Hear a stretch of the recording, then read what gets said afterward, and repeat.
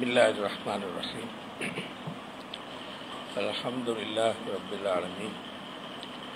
Salatu wassalamu ala sayyidil mursaleen wa ala alihi wa sahbihi wa sallam.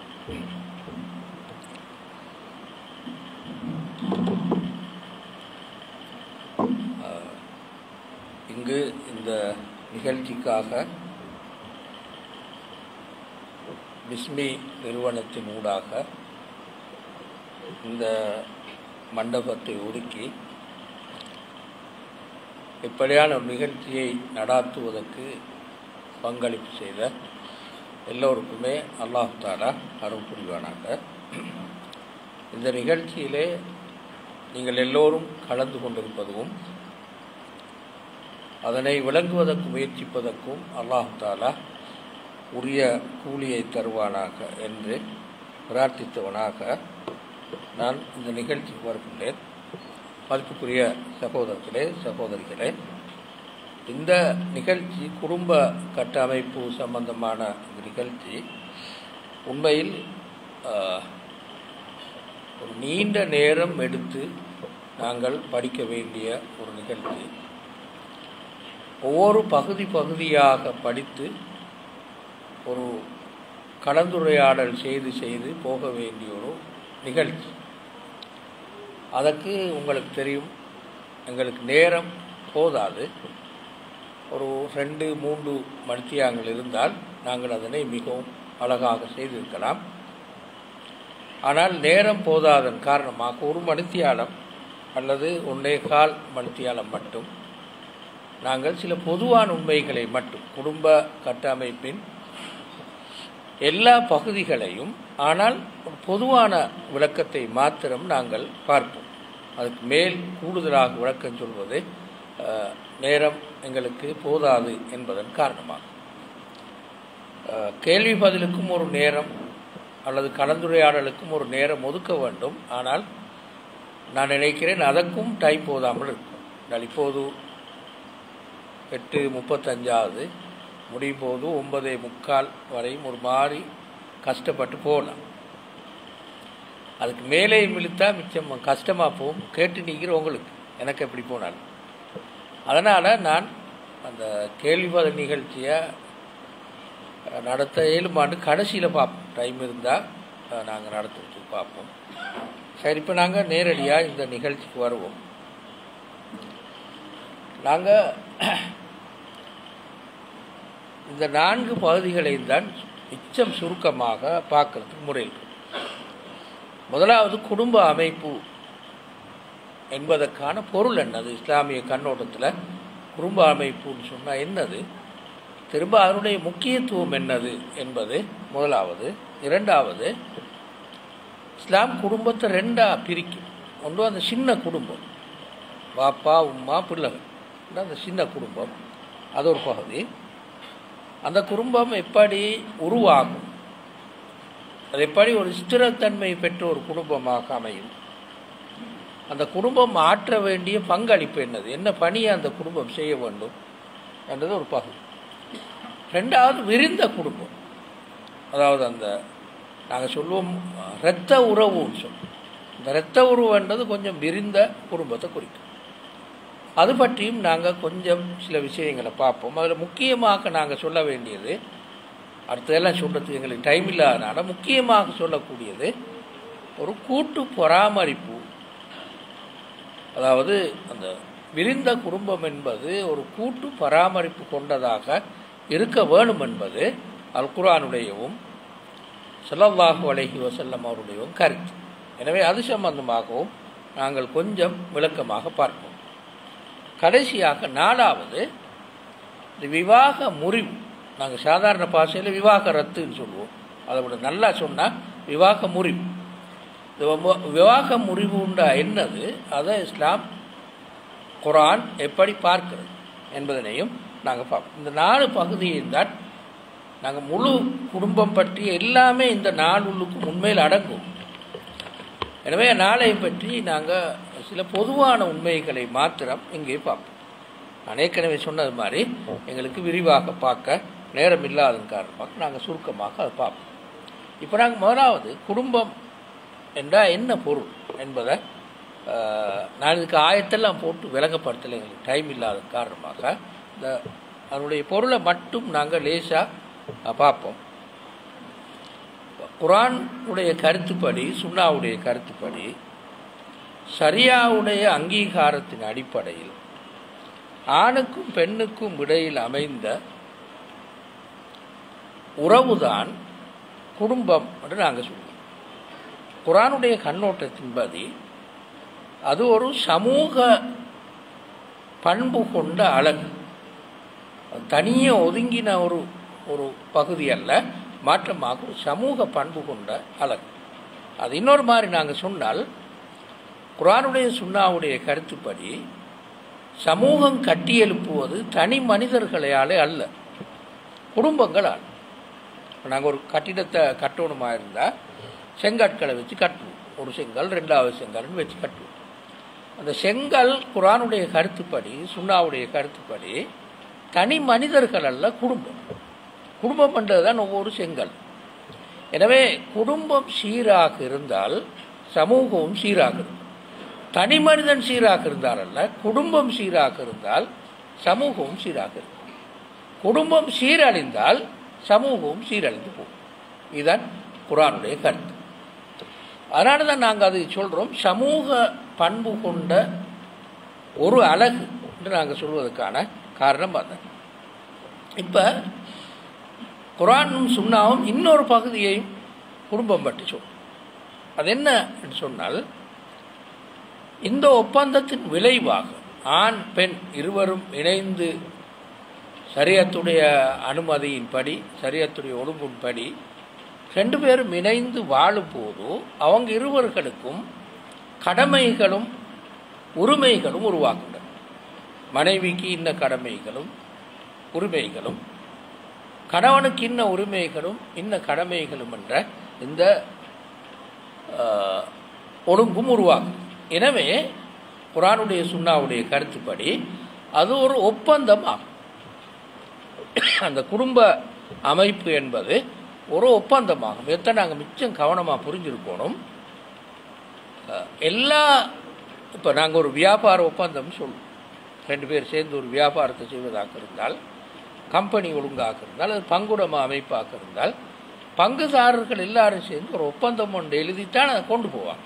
அதே மாதிரி கம்பெனியாக இருந்தாலும் கூட இதே போல தான் குடும்பமும் ரெண்டு பேருக்கும் மத்தியிலான ஒரு ஒப்பந்தம் என்றது தான் குர்ஆனும் சுன்னாவும் காட்டுகின்ற ஒன்று. நாங்கள் கொஞ்சம் பின்னால் ஓரளவு விரிவாக பார்ப்போம். கடைசியாக இதனுடைய இலக்கு என்னது, என்ன இலக்க பொருளாக கொண்டு இந்த குடும்ப அமைப்பு உருவாக்குறது என்று சொன்னால்,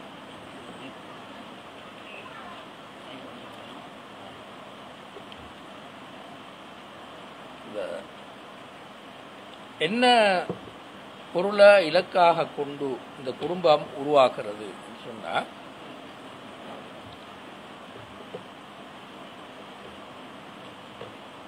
சிறந்த சமூகத்தின் அடிப்படையாக அமையக்கூடிய ஈமானிய வீட்டை உருவாக்குதல், இதன் இலக்கு. ஈமானிய வீட்டை உருவாக்குதல் தான் இந்த குடும்ப அமைப்புடைய இலக்கு என்று குர்ஆன் சுன்னாவும் கருத்து. இதான் மிச்சம் சுருக்கமாக சொன்னால், குர்ஆனுடைய சுன்னாவுடைய கருத்துப்படி குடும்பத்துடைய பொருள் இதுதான். இந்த மூன்று விஷயங்களும் சேர்ந்தது தான் நாங்கள் குடும்பம் என்று இஸ்லாமிய கண்ணோட்டத்தில் சொல்லுவோம். இப்போ நாங்கள் இந்த விஷயங்களை கொஞ்சம் விளக்கமாக பார்ப்போம். முதலாவது, குர்ஆனுடைய கருத்துப்படி மூன்று அடிப்படைகள் மீது குடும்பத்தை அல் குர்ஆன் எழுப்புகிறது. அதை இந்த ஆயத்து சொல்லு, இந்த ஆயத்து அதை சொல்லு. ومن آياته أن خلق لكم من أنفسكم أزواجا لتسكنوا إليها وجعل بينكم مودة ورحمة إن في ذلك لآيات لقوم يتفكرون. இப்போ குர்ஆன் இதில் நான் அந்த ஒவ்வொரு துண்டு துண்டாக மொழிபெயர்க்கிறேன், நீங்கள் மொழிபெயர்ப்பு பார்த்துக்கொள்ளலாம். குர்ஆன் இங்கே சொல்லுது, அஸ்ஸகீனத்து ஒல் மவத்தத்து ஒரு ரஹ்மா, இந்த மூன்றும் தான் குர்ஆன் எதிர்பார்க்கின்ற குடும்ப அமைப்பின் அடித்தளம். அமைதி காணுதல், ஒரு கணவன் அல்லது ஒரு ஆண் பெண்ணிடத்தில் அமைதி காணுதல், இது ஒரு அடிப்படை. 2, அந்த ஆணுக்கும் பெண்ணுக்கும் மத்தியில் அன்பும் நேசமும் காணப்படுதல், இது 2வது அடிப்படை.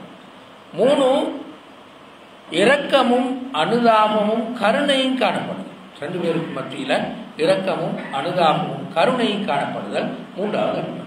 இந்த 3 அடிப்படைகளின் மீதுதான் குடும்பம் எழும்ப வேண்டும் என்று அல்லாஹ் தஆலா இந்த ஆயத்தில் சொல்றார். லிதஸ்குனு இலைஹா வஜஅல பைனக்கும் மவத்தன் வரஹ்மா என்ற இந்த சகீனா அல் மவத்தா அர் ரஹ்மா என்ற 3 அடிப்படைகளின் மீதுதான் இந்த குடும்பத்தை அமைக்கணும்னு சொல்லி அல்லாஹ் தஆலா எதிர்பார்க்கிறார். அவ்வாறு அமைப்பதற்கான எல்லா அடிப்படைகளையும் அல்லது எல்லா வகையான ஒழுங்குகளையும் சட்டங்களையும் விதிகளையும் அல்லாஹ் தஆலா அமைத்திருக்கு. இந்த 3 அடிப்படைகளும் பேணப்பட்டால் அது விளைவு என்னவாகும் என்றால் ஒரு ஸ்திரமான குடும்பம் கொண்டு அமையும். குழப்பங்கள் மிச்சம் குறைஞ்ச ஒரு குடும்பம் கொண்டு அமையும். 2வது, சமூக தீமைகள் குறைந்த, சமூக ரீதியான தீமைகள் குறைந்த ஒரு சமூக அமைப்பையும் ஸ்திரமான குடும்ப அமைப்பின் காரணமாக நாங்கள் அவதானிக்க முடியும். இதுதான் குர்ஆன் இங்கே சொல்ல விரும்பின கருத்து. இது மேலே எங்களுக்கு கஷ்டம். இப்போ நாங்கள் அடுத்த பகுதிக்கு வருவோம். இந்த அடிப்படையில் இப்போ நாங்கள் சொன்ன இந்த அடிப்படையில் குர்ஆனும் சுன்னாவும் இந்த குடும்ப வாழ்க்கையை அல்லது கணவன் மனைவிக்கு இடையிலான இந்த தொடர்பை ஒரு ஒப்பந்தமாக காணும். இதை நான் கொஞ்சம் விளக்கமாக போகும். ஒரு ஒப்பந்தமாக காணும். இப்படி அல்ல. இப்போ உதாரணமாக எங்கள்கிட்ட காணப்படுற அந்த ரெஜிஸ்ட்ரேஷனுக்கு நான் கொடுப்போமே தாளம், அதில் கணவன் சைன் வைப்பார், மனைவிக்கு இது புறகாலம் சைன் வைக்க சந்தர்ப்பம் கிடைக்கும். இப்போ சைன் வைக்கிறது இல்லாட்டியும் கூட திரும்ப வாப்பா சைன் வைப்பார், திரும்ப சாட்சிகள் சைன் வைப்பாங்க. அதோட விஷயம் முடிஞ்சு. உண்மையாக பார்த்தால் குர்ஆனுடைய சுன்னாவுடைய கருத்தில் நாங்கள் பார்த்தோமாக இருந்தால் அது மட்டும் போதாது. அதெல்லாம் தேவை. இப்படிங்கிறதெல்லாம் அப்படியே தேவை. அதோடு சேர்த்து அது ஒப்பந்த வடிவத்தையும் பெறும். ஒரு ஒப்பந்த வடிவத்தையும் பெறும். ஒப்பந்த வடிவத்தை பெறும்னா என்ன, நான் இங்கே சுருக்கமாக சொல்லிக்கிறேன். இரு தரப்பினரும் அவர்களது நலன்கள் சார்ந்த நிபந்தனைகளை இட்டுக்கொள்ளலாம். 2 தரப்பு கணவன் தான் மனைவியும் தான் இந்த திருமண பந்தத்தின் இணைப்போடு அவங்களோட நலன்கள் சார்ந்த சருத்துகளையும் அவங்க இட்டுக்கொள்ளலாம். ஒப்பந்தம் பண்ணா அப்படித்தானே. 2 பேர் ஒரு வியாபாரத்தை தொடங்குறதா இருந்தால் லாபத்தை எப்படி பிரித்து கொள்வது, யார் கடையை கவனிக்கிறது, எப்படி அதை பார்க்கறது, முழு ஒப்பந்த சருத்துக்கள் எல்லாம் எழுதியிருப்பாங்க. இதே போல தான் அது இருக்கும். நான் சும்மா ஒரு சில உதாரணங்கள் சொல்கிறேன். உதாரணமாக மனைவி சொல்லலாம், நான் இப்போ தொழில் செஞ்சு கொண்டிருக்கிறேன், கல்யாணம் முடித்தாலும் நான் தொடர்ந்து தொழில் செய்வேன். இப்போ அது ஒப்பந்தமாக எழுதுவோம். கணவன் சொல்கிறார், நான் கல்யாணம் முடித்தா எங்கட ஊருக்கு நீ வரோம், அப்போ தான் நான் கல்யாணம் முடிப்பேன். அதையும் ஒரு ஒப்பந்தமாக எழுதலாம். மனைவி சொல்கிறார், நீங்கள் கல்யாணம் முடித்தால் வெளிநாட்டுக்கு தொழில் செய்ய போகக்கூடாது, அதையும் ஒரு ஒப்பந்தமாக. இப்படி ஒப்பந்தம் எல்லாம் எழுதி 2 பேரும் 2 பக்கத்தில் சைன் வச்சு தான் கொடுக்கும். இந்த ஒப்பந்தத்தை மீறினால் 2 பேருக்கும் ஒப்பந்தத்தை முறிக்கிறதுக்கான உரிமை இருக்கிறது. இப்போ எங்கடா இருக்கிற பிரச்சனை என்னென்றால், நாங்கள் திருமணம் செய்யும்போது இருக்கிற பிரச்சனை என்றால் இதை எதையுமே நாங்கள் பேசிக்கொண்டதில்லை. கல்யாணம் முடிச்சதுக்கு பிறகு பிரச்சனை உருவாக்கும். நீங்கள் இனி தொழில் செய்வாங்க கணவன் சொல்லுது. ஏற்கனவே தொழில் செஞ்சு கொண்டிருந்த பெண் அவன். கணவன் நீங்கள் இனி தொழில் செய்வாருன்னா இன்னும் 2 பேருக்கு மத்தியில் பெரிய ஒரு பிரச்சனை போகும். இப்படியான அந்த ஒப்பந்த சரத்துக்கள் எல்லாம் எழுதி 2 பக்கம் சைன் வச்சுட்டால் இப்போ சரி தெளிவாகும். எந்த அளவு தூரத்துக்கு சில மதுஹபுடைய இமாம்கள் சொன்னாங்க என்றால், உதாரணமாக இமாம் அஹ்மத் இப்னு ஹம்பல் சொன்னாங்க என்றால், ஒரு மனைவி சருத்திடலாம், நீங்கள் இன்னொரு பெண்ணை கல்யாணம் முடிக்கக்கூடாது என்று சருத்து போட்டால் கட்டாயம் அதுக்கு சைன் வச்சா அந்த சருத்தை நிறைவேற்றி ஆகும். அதுக்கு ஆதாரங்கள் இருக்கிறேன். இப்போ ஆதாரங்கள்லாம் விளக்கப்படுத்த உட்படல. நான் என்ன சொல்ல வரேன்னால், இப்படி ஒரு ஒப்பந்தமாகத்தான் அதை பார்க்கணும்.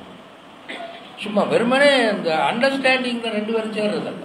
இப்படி ஒரு ஒப்பந்தமாக பார்த்து ஒப்பந்த சரத்துகள் எல்லாவற்றையும் எழுதி அந்த ஒப்பந்தங்களை மீற மாட்டேன் உறுதி அளிக்கணும் 2 பேரும்.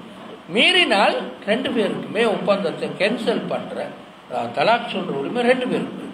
மனைவிக்கும் இருக்குது, கணவனுக்கும் இருக்குது. அந்த ஒப்பந்தத்தை மீறி அப்போ இது அந்த ஒப்பந்தத்தை இப்படி ஒரு திருமணத்தை இப்படி ஒரு ஒப்பந்தமாக பார்க்க வேண்டுமே தவிர 2 பேரும் அண்டர்ஸ்டாண்டிங்கோடு நடந்து கொண்ட ஒரு விஷயமாக இதை பார்க்கக்கூடாது.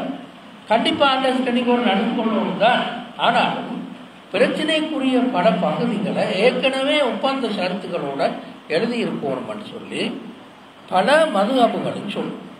இமாம் அஹ்மத் பின் ஹம்பல், இமாம் மாலிக், இப்படியான இமாம்கள் இந்த ஷரத்துகளை இட்டு அந்த ஷரத்துகளுக்கு ஏற்ப 2 பக்கத்தாரும் நடந்து கொள்ள வேண்டும்னு சொல்லுவாங்க.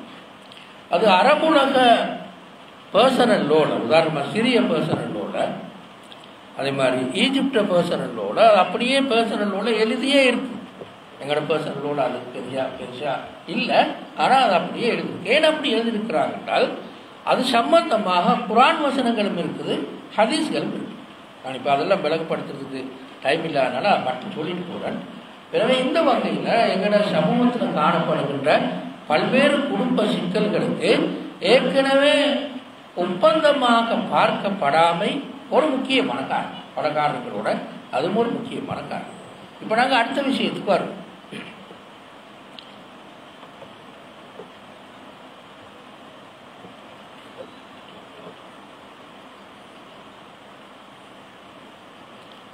என்ன முக்கியத்துவம் குடும்பம் என்னதை என்ன முக்கியத்துவம் கொடுத்து குரான் சொல்லி இருக்கிறது என்று நாங்கள் பார்த்தா, நிறைய குரான் வசனங்கள் குடும்பத்தோடு சம்பந்தப்பட்ட விளக்கங்களை சொல்லியிருக்கு. நாங்கள் இங்கே உதாரணத்துக்கு ஒமின் ஆயாத்திகி அல்லாஹ்வுடைய அத்தாட்சிகளில் ஒன்றாகும் என்று குடும்ப வாழ்க்கையை சொல்லி மனிதர்கள் சிந்தித்து பார்த்து ஆச்சரியப்படக்கூடிய அல்லாஹ்வுடைய அறிவு நுணுக்கத்தை புரிந்து கொள்ளக்கூடிய ஒன்றாகத்தான் இந்த ஆண் பெண் தொடர்பு, இந்த குடும்ப ஒழுங்கு காணப்படுகிறதுன்னு சொல்லி அல்லாஹ் தஆலா அவ்வளவு தூரத்துக்கு முக்கியத்துவம் வாய்ந்த ஒரு நிகழ்ச்சி, அல்லாஹ்வுடைய அத்தாட்சியாக அமைகின்ற அளவுக்கு முக்கியத்துவம் வாய்ந்த ஒரு நிகழ்ச்சின்னு சொல்லி அல்லாஹ் தஆலா சொல்லியிருக்கார். 2வது, பல குர்ஆன்ல பல இடங்கள்ல நம்பிக்கை பகுதியோடு சேர்த்து குடும்ப வாழ்க்கை அல்லாஹ் சொல்லியிருக்கு. ஒரே ஒரு உதாரணத்தை மட்டும் சொல்றேன். சூரத்துல் இஸ்ரால அல்லாஹ் தஆலா وَقَضَى رَبُّكَ أَلَّا تَعْبُدُوا إِلَّا إِيَّاهُ وَبِالْوَالِدَيْنِ إِحْسَانًا அல்லாஹ் தஆலா அல்லாஹ்வை தவிர வேறு யாரையும் வணங்கக்கூடாது என்றும் பெற்றோர்களுக்கு பணிவிடை செய்ய வேண்டும் என்பதையும் விதியாக்கி இருக்கிறான், ஒரு நியதியாக ஆக்கியிருக்கிறான் என்று அல்லாஹ் தஆலா அந்த ஆயத்தில் சொல்றான். எனவே நம்பிக்கையோடு சேர்த்து அல்லாஹ்வை தவிர வேறு யாரையும் வணங்கக்கூடாது என்ற அந்த நம்பிக்கையோடு சேர்த்து அல்லாஹ் பெற்றோர்களுக்கு பணிவிடை செய்தல், பெற்றோர்களுக்கு உதவியாக இருத்தல் என்பதை அல்லாஹ் அதனோடு இணைத்து சொல்றான். எனவே இந்த குடும்ப வாழ்வு என்பதையும் நம்பிக்கை பகுதியை இணைத்து சொல்கின்றதாக இந்த சூரத்துல் இஸ்ரால அந்த ஆயத்தை நாங்கள் பார்க்கணும். இது இந்த ஒரு இடத்துல மட்டுமல்ல, இன்னும் பல இடங்கள்லையும் அந்த பிரயோகத்தை நாங்கள் குர்ஆன்ல அவதானிக்கக்கூடியதாக இருக்கு. இன்னொரு முக்கியத்துவத்தில் இன்னொரு ஆக முக்கியமான இடத்துக்கு நாங்கள் வரோம். தலைமுறைகளுக்கு மத்தியிலான மார்க்க விரும்பியங்களை நகர்த்தும் உயிரோட்டம் மிக்க சூழல் தான் குடும்பம். அப்படி என்ன சொல்ல வரோம்னா, குர்ஆனுடைய கருத்துப்படி, சுன்னாவுடைய கருத்துப்படி ஒரு பரம்பரை அடுத்த பரம்பரைக்கு குர்ஆனுடைய சிந்தனைகளையும் கருத்துக்களையும் நடத்தைகளையும் ஒழுக்கங்களையும் நகர்த்தும். இப்போ நாங்கள் ஒரு பரம்பரை, இந்த பரம்பரை அடுத்த பரம்பரைக்கு அதை கொடுக்கும்.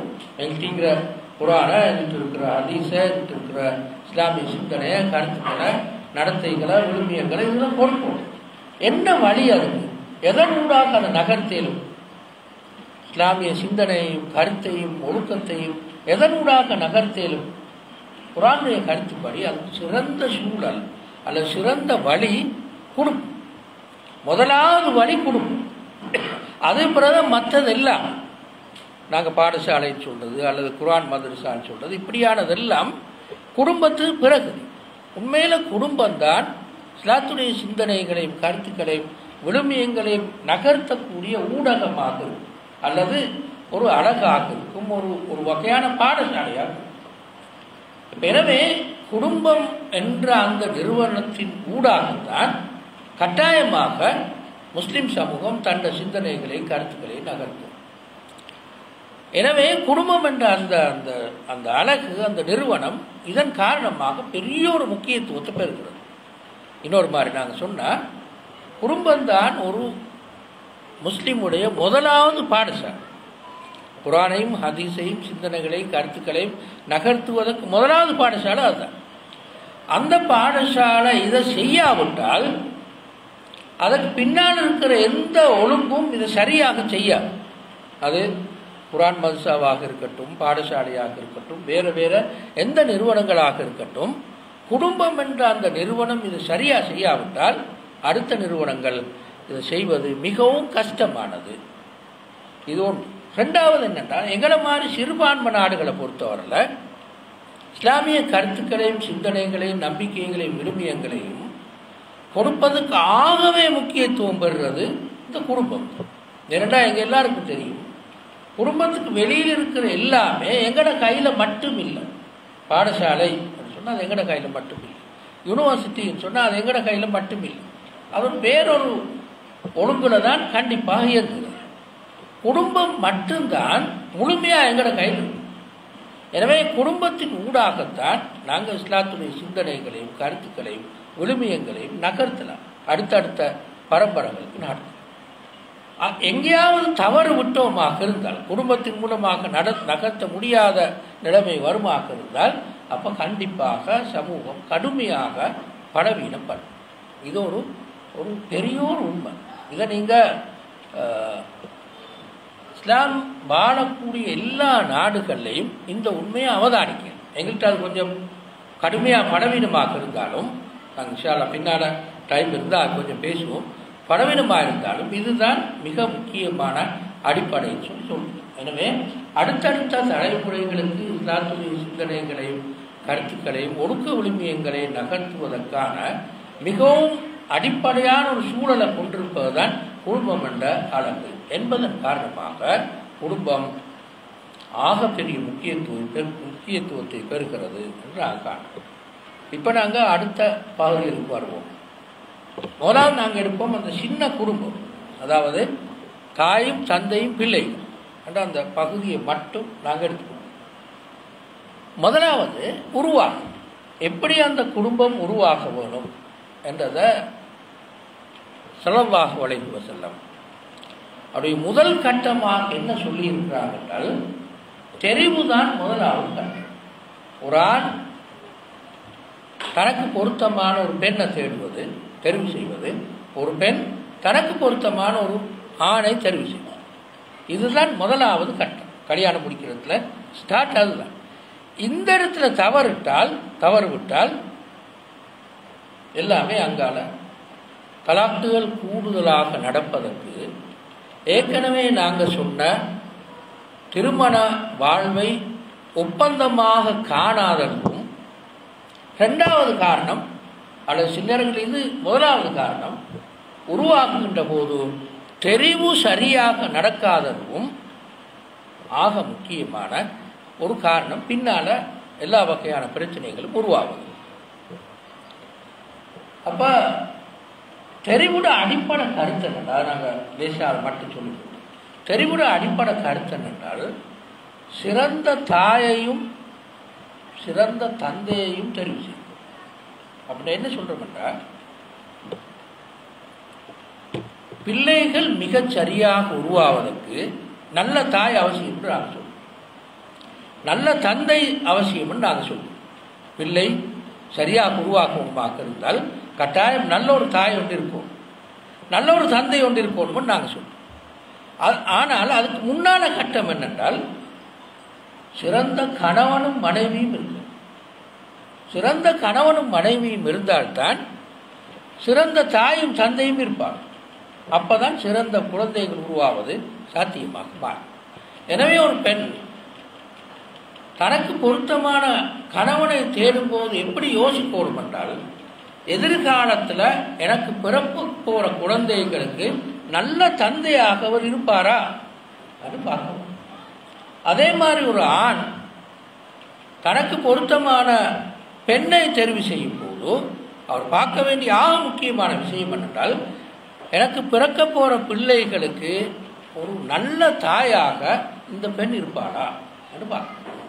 இது முக்கியமாக நாங்கள் அவதானிக்க வேண்டிய விஷயம். இந்த பகுதியை பார்க்காவிட்டால், இப்போ நாங்கள் முன்னுக்கு ஏற்கனவே சொன்னோமே, இஸ்லாத்துடைய சிந்தனைகளையும் கருத்துக்களையும் விழுமியங்களையும் அடுத்தடுத்த பரம்பரைகளுக்கு கடத்துதல் நகர்த்துதல் அது செய்ய முடியாமல் போகும். தந்தை பொருத்தமில்லை, பிள்ளை வளர்ப்புக்கு உரிய தந்தை அல்ல இவர், பிள்ளைகளுக்கு முன்மாதிரியாக இருக்கக்கூடியவர் அல்ல இவர். அல்லது தாய் பொருத்தமில்லை, பிள்ளைகளுக்கு முன்மாதிரியாக இருக்கக்கூடிய பிள்ளைகளை சரியாக வளர்க்கக்கூடிய ஒரு தாயார். அப்போ கண்டிப்பாக இஸ்லாத்துடைய கருத்துக்களை சிந்தனைகளை ஒழுக்க விழுமியங்களை அடுத்த பரம்பரைகளுக்கு கடத்த முடியாமல் போகும். அப்போ எனவே தெரிவு செய்தலில் முதலாவது அடிப்படை அதுதான். இதனால தான் உங்களை எல்லாருக்கும் தெரிஞ்ச ஒரு ஹதீஸ், ஸல்லல்லாஹு அலைஹி வஸல்லம் அவங்க மனிதர்கள் மனைவியை தெரிவு செய்யும் போது பணத்தை பார்க்கிறார்கள், அழகை பார்க்கிறார்கள், குடும்ப அந்தஸ்தை பார்க்கிறார்கள். ஆனால் எதை பார்க்க வேணும் என்றால், மார்க்க ரீதியான ஒழுக்கம் எவ்வாறு இருக்கிறது என்றுதான் பார்க்க வேண்டும். அவ்வாறு பார்க்காவிட்டால் அந்த திருமணம் சீரழிந்து போகும். தரிபத் எதாக்க என்று ஸல்லல்லாஹு அலைஹி வஸல்லம் சொன்னாங்க. ஏன் இதை சொன்னாங்க? இப்போ நான் சொன்ன அந்த மார்க்க அடிப்படை தெரிவு செய்யப்படுற மனைவிக்கும் தெரிவு செய்யப்படுற கணவனுக்கும் இருக்கணும். ஏன் சொன்னாங்க என்றால், குடும்பத்துடைய இலக்கு ஏற்கனவே நாங்கள் சொன்னது போல ஒரு நல்ல குடும்பத்தை உருவாக்குத்தார், ஒரு ஈமானிய குடும்பம் ஒன்று உருவாக்குத்தார்.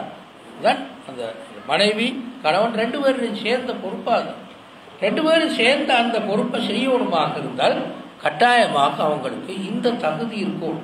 மார்க்க அறிவு, மார்க்க பண்பாடு, மார்க்க ஒழுக்கம், இந்த பண்பாடு கண்டிப்பாக இருந்தால் மட்டும்தான் பிள்ளைகளை அப்படி உருவாக்குவது சாத்தியமாக பாடும். எனவே அந்த உருவாக்குற நேரம் முதலாவது பார்க்க வேண்டிய அடிப்படை, நான் தெரிவு செய்கிற இந்த ஆண் ஒரு நல்ல தந்தையா இருப்பாரா, தெரிவு செய்யப்பட்ட அந்த பெண் நல்ல தாயாக இருப்பாரா என்றதை அவதானித்து தான் கண்டிப்பாக தெரிவு செய்ய வேண்டும் என்றுதான் நாங்கள் பார்க்கணும். இப்போ நாங்கள் இன்னொரு தெரிவில் இன்னொரு பாதிக்கு வருவோம், தெரிவு சுதந்திரம். இப்போ கொஞ்சம் எங்களோட சமூகத்தில் ஆண்களுக்கு சுதந்திரம் இருக்கும், ஓரளவு தூரத்துக்கு தான் விரும்பின ஒரு பெண்ணை தெரிவு செய்வதற்கு ஆணுக்கு சுதந்திரம் இருக்கு. ஆனால் எங்களோட சமூகத்தில் பெரும்பாலும் கொஞ்சம் இருக்குது, பெரும்பாலும் பெண்ணுக்கு சுதந்திரம் இருக்கிறது இல்லை. ஆனால் ஸல்லல்லாஹு அலைஹி வஸல்லம் பல ஹதீஸ்களில், நாங்கள் இங்கே ஒரே ஒரு ஹதீஸை போட்டிருக்கிறோம், பல ஹதீஸ்கள் இதை சொல்லியிருக்கிறாங்க. அல் பிக்ரு யஸ்தஅமிருஹா அபூஹா, ஒரு கன்னி பெண்ணை பொறுத்தவரையில் அவருடைய தந்தை அவரிடத்தில் அனுமதி வாங்க வேண்டும். இந்த குறிப்பிட்ட நபர் உனக்கு நான் முடித்து தரப்போகிறேன், அனுமதிக்கிறாயா, உனக்கு விருப்பம்தானா? ரசூலுல்லாஹி ஸல்லல்லாஹு அலைஹி வஸல்லம் பாவிச்சு சொல்லணும்னா எஸ்தஅமிர், எஸ்தஅமிர் என்றால் அமர என்று சொல்றது வந்தது. அமர் என்றால் கட்டளை இட்டான் என்று. மகள்கிட்ட கேட்கணும், நீ கட்டளை இடுகிறாயா இந்த ஆணை முடிச்சுத்தார் என்று பெண்ணிடத்தில் அனுமதி கேட்கணும்னு சொல்லி நிறைய ஹதீஸ்கள் சொல்லும். அதில் ஒரு ஹதீஸை தான் நாங்கள் தந்துருக்கோம். எனவே உங்களுக்கு தெரியும், நாங்கள் இஸ்லாமிய சட்டப்படி ஒரு பெண்ணுடைய அனுமதியின்றி அவருடைய பொருட்களை விற்கல. யார் அவருடைய அனுமதியின்றி அவருடைய காசால் எந்த பொருளையும் வாங்கக்கூடாது. யாருக்கும் அதுக்கு அனுமதி இல்லை. ஏகோபித்த முடிவு எல்லா இமாம்களும் அப்படித்தான் சொல்லுவாங்க. அப்போ திருமணம் அதை விட எத்தனையோ மடங்கு கூடி, ஒரு பெண்ணுடைய பொருளே அவருடைய அனுமதி இல்லாமல் எடுக்க முடியாவிட்டால் திருமணம் அதை விட எத்தனையோ மடங்கு கூடி. எனவே பெண்ணுக்கும் அந்த தெரிவு சுதந்திரம் கொடுக்கப்பட வேண்டும். ஆணுக்கு இருக்கிறது போலவே பெண்ணுக்கும் அந்த தெரிவு சுதந்திரம் கொடுக்கப்பட வேண்டும் என்றதுதான் குர்ஆன் சொல்கிற, ஹதீஸ் சொல்கிற கருத்து. எனவே அந்த அடிப்படையில் இந்த ரெண்டு விஷயம், அதாவது தெரிவு செய்கிறது எப்படி சொல்றது. இப்போ நாங்கள் ஏற்கனவே சொன்ன மாதிரி தெரிவு செய்கிறது எப்படி என்று சொல்வதும், ரெண்டாவது தெரிவு செய்கிறதுல பெண்ணுக்கு பங்களிப்பு இருப்பது, உரிமை இருப்பது. இந்த ரெண்டும் சேர்ந்தால்தான் ஒரு அந்த நாங்கள் சொல்கிற அந்த சின்ன குடும்பம் உருவாக்குறது சாத்தியமாக. இது ஒரு பகுதி. இப்போ இன்னொரு பகுதிக்கு நாங்கள் வருவோம். இது இன்னொரு ஆக முக்கியமான பகுதி.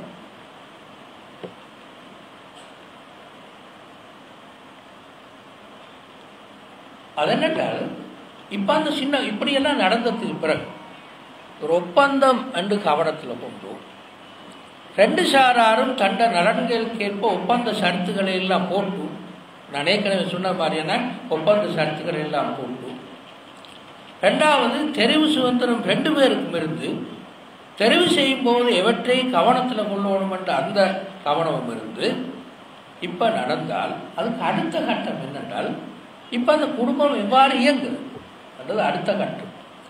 அதை குர்ஆனும் ஹதீஸும் ரெண்டு விஷயங்களை சொல்லும்.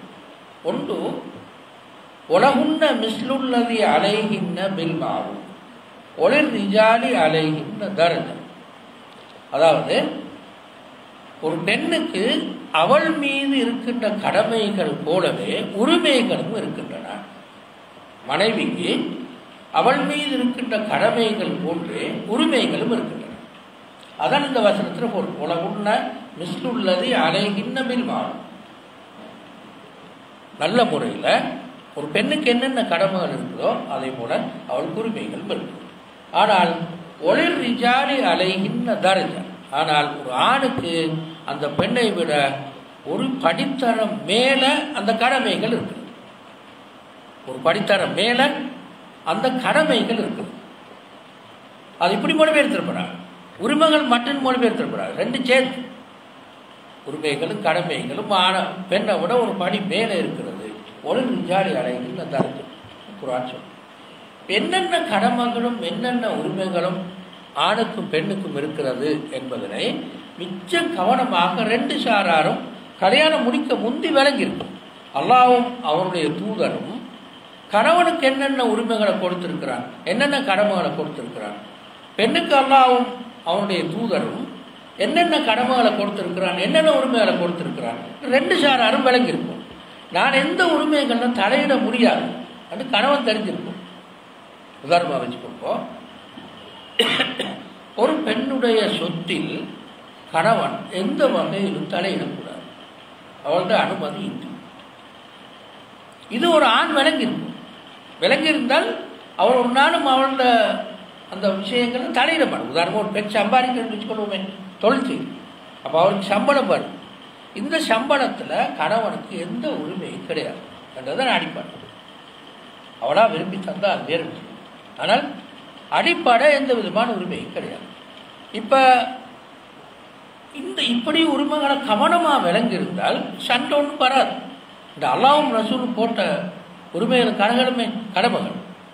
இப்போ பெண்ணுக்கு என்ன கடமைகள், இன்னின்ன கடமைகள், இன்னின்ன உரிமைகள் விளங்கியிருந்தால் இப்போ நாங்கள் தலையிட மாட்டோம். உதாரணமாக குர்ஆனும் சுன்னாவும் நிறைய ஆயத்துக்களை சொல்லியிருக்கிறாங்க. பின்னாலே பார்ப்போம். இரத்த உறவை பற்றி மிச்சம் கடுமையாக சொல்கிறேன். இரத்த உறவை பேணுறது ஆணுக்கும் கடமை, பெண்ணுக்கும் கடமை. எனவே எங்களோட மனைவி தன்னுடைய நானாவோட, தம்பியோட, உம்மாவோட, வாப்பாவோட இவங்களோட இரத்த உறவை பேணுறதுக்கு கண்டிப்பாக நாங்கள் இடமாடிப்போம். இப்படி சொல்லக்கூடாது. கணவன் அனுமதி இல்லாமல் வாப்பா வீட்டுக்கு போகக்கூடாது அப்படி சொல்லக்கூடாது. கட்டாயம் ஒரு அனுமதி கொடுத்து ஆகும். நான் வாப்பா வீட்டுக்கு போகிறேன்னு சொன்னால் இவர் சொல்லக்கூடாது, என்கிட்ட கேட்காம நீ போகக்கூடாதுன்னு சொல்லக்கூடாது. ஏன் சொல்லக்கூடாது? அல்லாவே சொல்லியிருக்கிறான், நீ போய் பாப்போ உம்மோ கவனி பாரு, அல்லாவே சொல்லியிருக்க. இவருக்கு ஒரு உரிமையும் இல்லை, நீ போகாதேன்னு சொல்றதுக்கு இவருக்கு ஒரு உரிமையும் இல்லை. அதே மாதிரி நானா தம்பி இவங்கெல்லாம் இரத்த உறவை பேண சொல்றது அல்லாஹ், தடுக்கிறதுக்கு எங்களுக்கு என்ன உரிமை? இப்படி கடமைகளும் உரிமைகளும் என்னன்னு மிச்சம் கவனமா ரெண்டு சாராரும் விளங்கியிருக்கணும். மானும் விளங்கியிருக்கணும், பெண்ணும் கணவனும் விளங்கியிருக்கணும், மனைவியும் விளங்கியிருந்தா தலையிட மாட்டோம். இப்போ பிரச்சனை வராது, எந்த பிரச்சனையும் ஆனாலும் வராது. இப்போ நான் இப்போ எங்களுக்கு டைம் இல்லை, இதுதான் பெண்ணுடைய கடமைகள், அவருடைய உரிமைகள், இதுதான் கணவனுடைய உரிமைகள், இதுதான் கணவனுடைய கடமைகள். எல்லாத்தையும் சொல்கிறதுக்கு வந்துட்டு டைம் இல்லை. நான் அவ்வளோ தூரத்துக்கு போக கஷ்டம். சும்மா பொதுவாக நாங்கள் சொல்லி வைப்போம், நீங்கள் கட்டாயம் அதை படித்து கொள்ளுவோம். இதுதான் அல்லாஹ்வும் ரசூலும் எனக்கு சொன்ன கடமை, எனக்கு சொன்ன உரிமை, எனக்கு தந்திருக்கு உரிமை. அதே மாதிரி மறுபக்கத்தானே இதை கண்டிப்பாக ரெண்டு சாராரும் விளங்கிருக்கும். இதில் நாங்கள் விளங்க வேண்டிய ஆரோக்கியமான விஷயம் என்ன தெரியுமா? அல்லாஹ் சொன்ன கடமை, அல்லாஹ் சொன்ன உரிமை, நாங்கள் சொன்னதல்ல, அல்லது யாராவது எழுதி வச்சதல்ல. அல்லாஹ்வும் ரசூலும் சொன்ன கடமைகளும் உரிமை, அதை நாங்கள் கட்டாயம் விளங்கிருக்கோம். அதை குர்ஆன் படம் மாறி சொல்கிறோம். நாங்கள் இப்போ டைம் இல்லாதனால அதை விட்டுறோம். ரெண்டாவது என்னென்னா, ஆஷிரூஹுன்ன பில் மாரூஃப். ஆண்களை பார்த்து தான் நல்லா முதன்மையாக சொல்லுவோம், நீங்கள் பெண்களோடு மிகச் சிறந்த முறையில் உறவாடுங்கள் அப்படின்னு சொல்லுவோம். அது உறவாடுங்கள், உரிமைகளையும் கடமைகளையும் மதித்து நடந்து கொள்ளுதல்ன்றது ஒன்று. ரெண்டாவது உறவாடுங்கள் என்றது ரெண்டாவது. மிக கவனமாக, நுணுக்கமாக, இரக்கத்தோடு, அன்போடு உறவாடுவது என்பது ஆணும் செய்ய வேண்டிய கடமை, பெண்ணும் செய்ய வேண்டிய கடமை. ரெண்டு பேருக்கு உள்ள கடமை. ஆண் பெண்ணோடு உறவாடும் போதும், பெண் ஆணோடு உறவாடும் போதும் இது எனக்குள்ள ஒரு கடமைன்னு கவனத்தில் கொண்டு அதற்கேற்ப உறவாடும். இது ஒரு மனோதத்துவியல் உண்மை. அப்படின்னு என்னென்றால், இப்போ கொஞ்சம் காலத்துக்கு முந்தி நீங்கள் யாரும் பார்த்துருப்பீங்களோ சரியா, நாங்கள் ஒரு புத்தகம் மட்டும் மொழிபெயர்த்து போட்டோம், ஆண் பெண் வேறுபாடுகள்னு சொல்லி. பார்த்துக்கிறீங்களோ இல்லையோ சரி. ஆணுடைய பண்புகள் இதுதான், பெண்ணுடைய பண்புகள் இது. எனவே உறவாடும் போது இன்னின்ன விஷயங்களை கவனத்தில் கொள்ளணும்னு சொல்லி அந்த புத்தகம் விளக்கப்படுத்துது. ஒரு ஆணுக்கு இருக்கிற பண்புகளுக்கும் பெண்ணுக்கு இருக்கிற பண்புகளுக்கும் கண்டிப்பாக வேறுபாடுகள் இருக்குது. சைக்காலஜிக்கலி மனோதத்துவியல் ஒழுங்குப்படி வேறுபாடுகள். அந்த வேறுபாடு ஆணுக்கு தெரிஞ்சிருந்தால் பெண்ணோடு உறவாடுவது அவன் மிச்சம் கவனமாக ஆக்கிக் கொள்வான். அதே மாதிரி பெண்ணை தெரிஞ்சிருந்தால் ஆணுடைய பண்புகள் இல்லாண்டு மிச்சம் கவனமாக அவன் உறவாடுவான். அந்த புத்தகம் ஒரு சின்ன ஒரு புத்தகம், நான் நினைக்கிறேன் 50-60 பக்கம் தான் இருக்கும். அந்த கருத்தை வழங்கப்படும். எனவே இந்த பயிற்சி கல்யாணம் முடிக்கிறதுக்கு முந்தி, ஆணோ பெண்ணோ ரெண்டு பேரும் கல்யாணம் முடிக்கிறதுக்கு முந்தி அந்த மாதிரியான விஷயங்களை கவனமாக வழங்கி இருக்கணும். இதுதான் ஆஷிரூஹுன்ன பில் மாரூஃப் என்ற கருத்து. ஆண் பெண் உறவாடல் சம்பந்தமான இந்த ஒழுங்குகளை விளங்கி இருக்கணும். விளங்கி இருந்தால்தான் அவருக்கு குடும்ப வாழ்க்கையை அழகாக கொண்டு வருமா இருக்கும். ஏனென்றால் உங்களுக்கு தெரியும், இயந்திரம் அல்ல ரெண்டு பேரும், ஆணோ பெண்ணோ ரெண்டு பேரும் இயந்திரம் அல்ல. கடமையும் உரிமையை மட்டும் லிஸ்ட் போட்டு பின்பற்றி மட்டும் போதாது. உறவாடுதல் சொல்லி ஒரு பகுதி இருக்கிறது. அந்த உறவாடல் சிறந்த முறையில் அமையணுமாக இருந்தால் இந்த அடிப்படை ஆண் பெண் வித்தியாசம் என்னது, எப்படி உறவாடணும்னு சொல்றது ஆக முக்கியமாக புரிந்து கொள்ள வேண்டிய பகுதியாக அமையும். இப்போ நாங்கள் அடுத்த பகுதிக்கு வருவோம். என்ன செய்ய வேண்டிய பணி என்னது, ரெண்டு பேரும் சேர்ந்து செய்ய வேண்டிய பணி என்னது? ஆக அடிப்படையான முதன்மையான பணிதான் பிள்ளை வளர்ப்பு. இதுதான் ஆக அடிப்படையான பணி. நினைக்கிறேன் உங்களுக்கு தெரியும், மேற்கு நாடுகளில் இப்போ போகிற ஒரு பெரிய ஒரு பிரச்சனைகள் தான் வயசாளிகள் கூடி வயது குறைந்தவர்களோட தொகை அப்படியே விழுந்து கொண்டே போகுது. பிறப்பு வீதம் நல்லா குறைஞ்சி போயிடுது. குறைஞ்சி போனதன் காரணமாக இத்தாலியில், ஜெர்மனியில், இங்கிலாந்தில், அமெரிக்காவில் இப்படி பல நாடுகளில் வயசாளிகள் கூடி இளம் பிள்ளைகள் சரிப்போம். எனவே இந்த ஆசிய நாடுகளிலிருந்து தொழிலுக்கு நிறைய பேர் எடுக்கிறது. இது காரணம் என்னதான், குடும்ப வாழ்க்கை உடஞ்சி போயிட்டு கல்யாணம் முடித்து வாழ்றதுக்கு நிறைய பேர் விரும்புறதில்லை அந்த நாடுகள். அப்போ அது அப்படியே உடஞ்சி போயிடுச்சு. இந்த அபாயம் ஒன்று இருக்கிறது. குடும்ப வாழ்க்கையை அழகாக கொண்டு போகிறது ஃபெயிலியராக. எங்கட குழப்பம் வேண்டாம், குடும்ப வாழ்க்கை இருக்குது, ஆனால் அடிக்கடி தலாக்கு நடக்குது, விவாகரத்து. ஒரு புள்ள ரெண்டு பேரும் பிரிஞ்சாங்க. திரும்ப இன்னொரு கல்யாணம் முடிக்கிறன்றது உங்களுக்கு தெரியும், மிக கஷ்டமான ஒரு வேலை. அதுவும் பிள்ளைகள் இருந்து இன்னொரு கல்யாணம் முடிக்கிறா இருந்தால் இன்னும் கஷ்டமான ஒரு வேலை. இது ஒரு பக்கம். இன்னொரு பக்கத்தால் நான் ஏற்கனவே நாங்கள் பார்த்தது மாதிரி பிள்ளை வளர்ப்பு தான், பிள்ளை வளர்ப்பை சரியாக கொண்டு போகிறது தான் இஸ்லாத்துடைய சிந்தனைகளையும் கருத்துக்களையும் விழுமியங்களையும் ஒழுக்கங்களையும் அடுத்தடுத்த பரம்பரைக்கு கொண்டு போவதற்கான நல்ல வழியாக இருந்தது. அதை சரியாக செய்யணும். இந்த தாயும் தந்தையும் ஈடுபாட்டோடு சரியாக செய்யும். செஞ்சால் அடுத்தடுத்த பரம்பரை எல்லாம் அழகாக அதை கொண்டு போகும். அதை ஒரு நாளும் அந்த 2 பேரும் சரியாக செய்யாவிட்டால் கண்டிப்பாக பாடசாலையோ அல்லது குர்ஆன் மதரசாவோ அல்லது மதரசாவோ இதுகள் ஒன்றுமே அது செய்வது கஷ்டம். ஏன் அப்படி சொல்கிறோம்னால் மனோசத்துவியல் அறிஞர்கள் ஏகோபித்த முடிவு ஒரு மனுஷன் 5 வயசுக்கு உள்ளாலதான் அவ்வளவு மனத்தாக்கங்களை பெறும். 5 வயசுக்கு உள்ளால அவன் பெறுற மனத்தாக்கங்கள் அவன் ஆயுள் பூராக நீடிக்கும். 5 வயசுக்குள்ளால் எங்க ஒரு மனிதன் வாழ்றான்னா குடும்ப சூழலுக்குள்ளாலதான் மிக பெரும்பாலும் வாழ்றான். குடும்ப சூழலுக்கு வெளியில வாழ்ற ஒன்றுமே சக்சஸ் ஆகும். அவன் அந்த குடும்ப சூழல்ல அந்த குடும்பம் அவர் உருவாக்குற அளவுக்கு தகுதி படைத்ததாக இல்லாவிட்டால் கண்டிப்பாக குழந்தைகள் பல வகையான மனசிக்கல்களோட வெளியில வருவாங்க. குற்றவாளிகள், சமூகத்தில் காணப்படுற குற்றவாளிகள் எங்கேருந்து ஸ்டார்ட் பண்ணினான்னு பார்த்தா கட்டாயம் குடும்ப வாழ்க்கையில் ஏதோ ஒரு தவறு. படிப்புல மிகவும் தரம் குறைவாக இருக்கிறார், காரணத்தை தேடி பார்த்தா குடும்பத்துக்குள்ளால பார்க்கலுமா இருக்கும். இப்படி குடும்ப வாழ்க்கையில் ஆக முக்கியமான பணி எங்களுக்கு எதிர்கால சந்ததியினரை உருவாக்கி தரும். அது சம்பந்தமாக நான் நினைக்கிறேன் தமிழில் கொஞ்சம் குறைவு, ஆங்காங்கே சில புத்தகங்களுக்கு புதுசாக ஒரு புத்தகம், ஒரு மொழிபெயர்ப்பு புத்தகம் வந்து குழந்தைகளின் உலகம் சொல்லி நினைக்கிறேன், நீங்கள் பார்த்துருப்பீங்க. அந்த மாதிரியான புத்தகங்களின் ஊடாக நாங்கள் குழந்தை வளர்ப்பு சம்பந்தமாக ஆணுக்கும் பெண்ணுக்குமே ஒரு பெரிய ஒரு விழிப்புணர்வையும் பயிற்சியை கொடுக்க வேண்டிய தேவை. அதில் சில அடிப்படைகளை மட்டும் நான் இங்கே சொல்கிறேன், எங்களுக்கு விரிவாக போகலானால.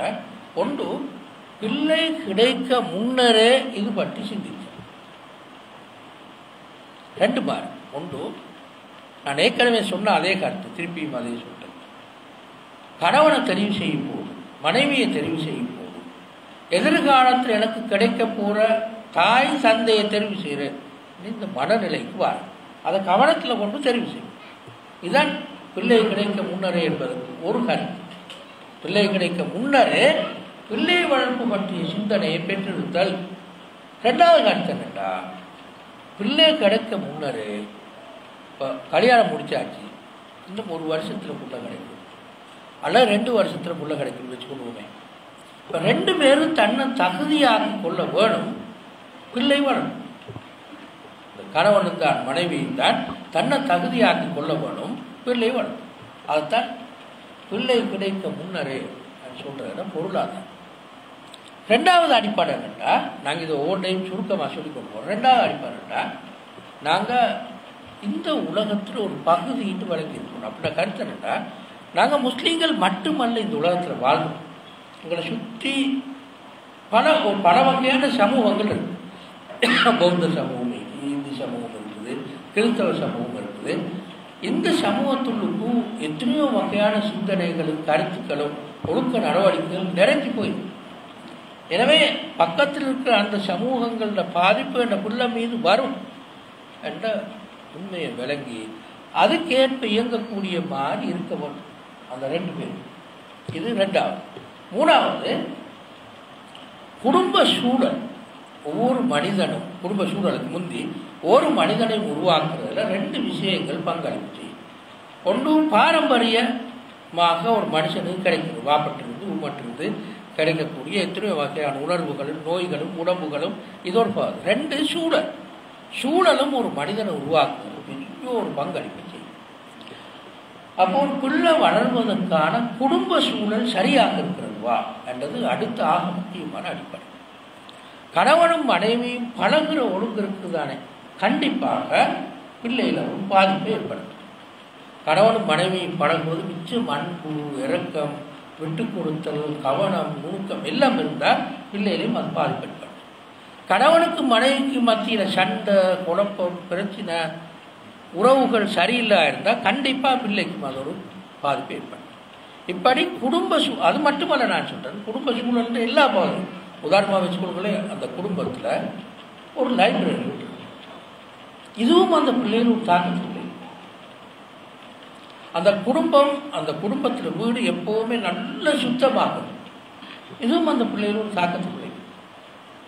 அந்த அந்த வீட்டில் புள்ள வளரக்கூடிய அந்த வீடு எப்போவுமே அசுத்தமாக தான் இருக்கும். சுத்தமாக இருக்கிறதே மிச்சப்படும். இதுவும் அந்த பிள்ளைகளும் சாப்பிட்டு. இதைத்தான் நாங்கள் சொல்கிறோம் சூழல். சூழல் கண்டிப்பாக பிள்ளைகள் சாப்பிட்டு. திரும்ப நாடாம் பயிற்றுவித்தல் என்பது ஒரு ஆழ்ந்த கவனமும் ஈடுபாடும் கொண்ட வேலை என்று 2 பேரும் விளக்கியிருக்கும். அப்படி என்ன சொல்ல வாரம்டா, பிள்ளைய வளர விட்டுறதல்ல, வளர்த்து விட்டுறது. அவன் எப்படியாவது வளரட்டும்.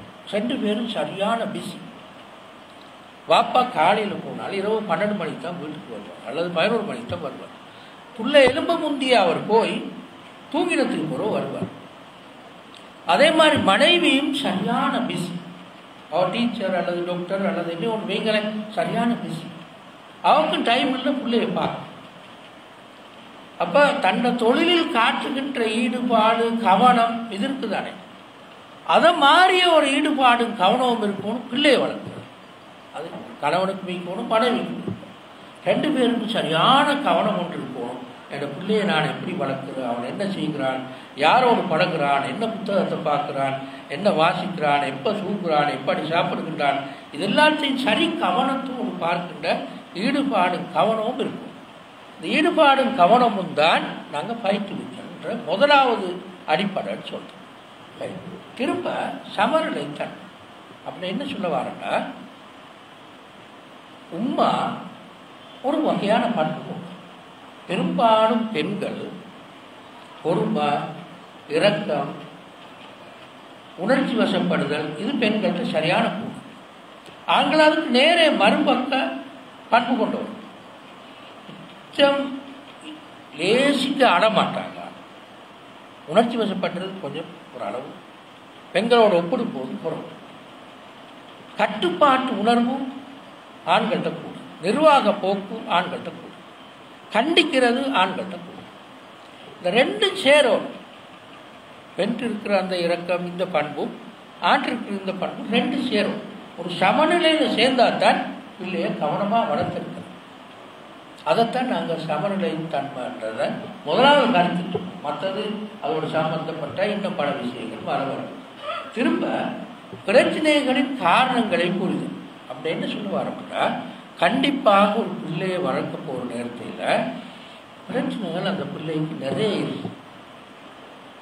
அந்த பிரச்சனைகளை தேடி என்ன காரணம்னு புரிஞ்சு கொள்றோம். தண்டிக்கவல்ல முந்தி பிள்ளை ஏன் பொய் சொல்றாங்க, அந்த பிள்ளை ஏன் களவெடுக்கிறான், அந்த பிள்ளை ஏன் படிக்கிறான், இல்லை காரணங்களை தேடும். சும்மா திடீர்னு அந்த பிள்ளையை கண்டிக்க அடிக்க இதுகளுக்கு போக முந்தி காரணங்கள் என்ன தேடி பார்க்கும்.